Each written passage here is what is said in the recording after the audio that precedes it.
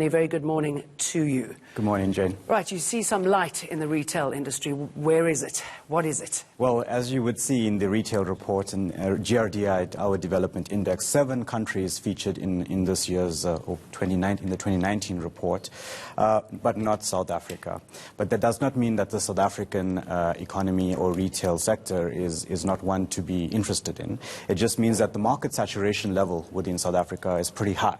So the GRDI looks at more the, let's say, cutting-edge and bleeding-edge development countries and opportunities for retail.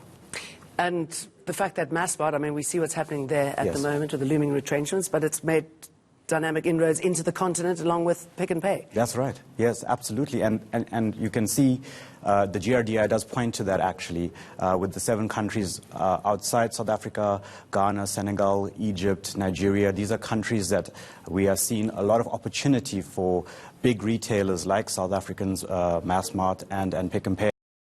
Your findings when it comes to what service providers look for and the youth consumer segment. Yes. How do those two factors play out? Absolutely. So I think what we're starting to see is the online space when it comes to retail with regards to the youth sector.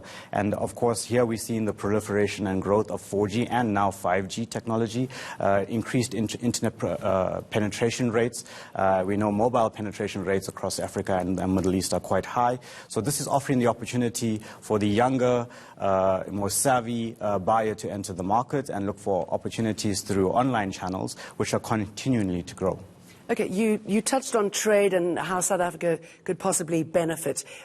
When it comes to economic development, did you find any sort of key factors that could unlock further growth? For South Africa specifically? Yeah. Well, so the report, of course, focused on the top 30 countries, and South Africa was not in that because of its high market saturation. But how we could use what we have. Absolutely. So I think as South African retailers look for opportunities to grow and expand and obviously then grow their base from South Africa, because South Africa is a very mature retail market, using that opportunity to springboard into Africa and bring and grow and bring home, I would say, the sales and growth of those companies, right? So increasing employment and increasing opportunities for them on the continent would be the opportunity I would see for South African retailers, and therefore contributing to a larger growth within our market over time.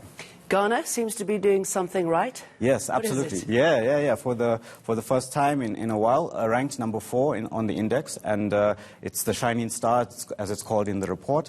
I think a couple of good things are happening in Ghana. The first is its stability from an economic perspective and political perspective. The government has been quite clear on their plans, has been investing in the right places, and we've seen an increase in foreign direct investment into Ghana as well.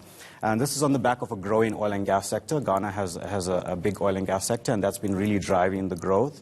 And that has then obviously started to establish a more, let's call it, increased middle class with more disposable income over time, and greater urbanization we're starting to see. We anticipate 15% growth in retail by 2023 in modern retail space in Ghana, and I think that's driving really the opportunity within the country. We need to take a look at that, don't we? Sort of political stability, strong economic policies. Reddy, very good to have you come in and talk to us. Thank you very much, Jane.